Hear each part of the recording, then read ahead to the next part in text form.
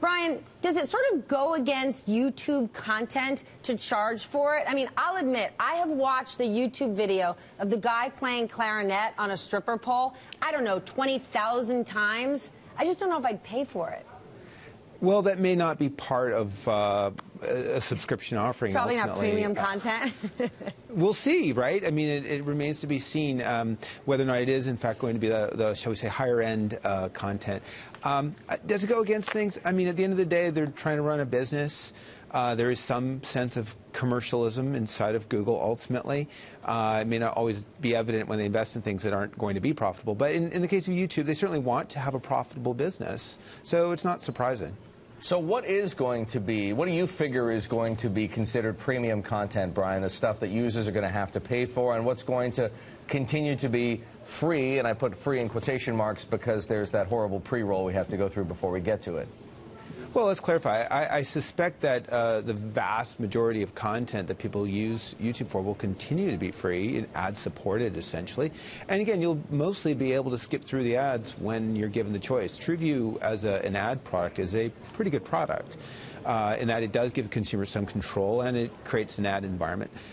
So I don't know that content gets restricted necessarily, but that's where the limitations of this offering are, ultimately. If they don't have a lot of content that's behind a wall, a paywall, and it's not really top-tier content, I'm skeptical that many people will sign up for this. All right, well, hold on. YouTube has more than 1 billion, with a B, users. So how many do they really need to get for this to make sense, for it to be a success? I mean, a billion's a lot. It could be a small number. It could be a small number, but will it be perceptible to any investor?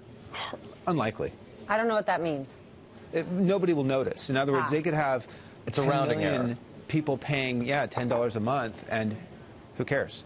Well, do you expect then that if Google really wanted to make something of the subscription service, it would start to do what the Hulus and the Netflixes and the Amazons have done, which is pay for content? Actually create really premium stuff that is in that league. This has been the most perplexing thing. Google has the resources to invest in truly premium content. Back to Steph's earlier question, say the NFL or original programming or anything that Netflix is doing or Amazon. And they haven't. And that's the thing, that if they really wanted to build a successful, scalable business that was based around consumers paying for content, they'll really need that. But it may very well be that they've run the numbers, and the numbers don't look very good. But also, doesn't it feel like absolutely everyone is getting into the original content business, and it's really a limited number of outlets that are making it a huge success? Exactly, to the point. It may not be that good a business for the 45th player into it.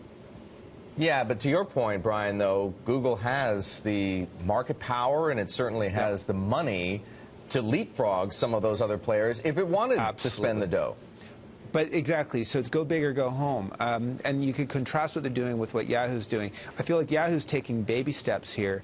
Having a couple of programs isn't much. There's no scale. But if you actually committed $1 billion, then you could have like a real business. And Google is one of the few companies that actually has the resources if they have the will. Do you think they would do it, organically? If you were Google, why wouldn't you just buy a platform? You've got so much money. Yeah, absolutely. That's one approach they could take. Again, it is perplexing to me, given the position they've had, the resources they've had, that they have not done something. So there must be a reason why they aren't, and I don't pretend to know why. Well, what should Google be doing then, whether it's in media or something else? If they were going to spend $1 billion on something, Brian, what should Google's next big billion-dollar project be? They have so much money, they could just throw it out a window for sport.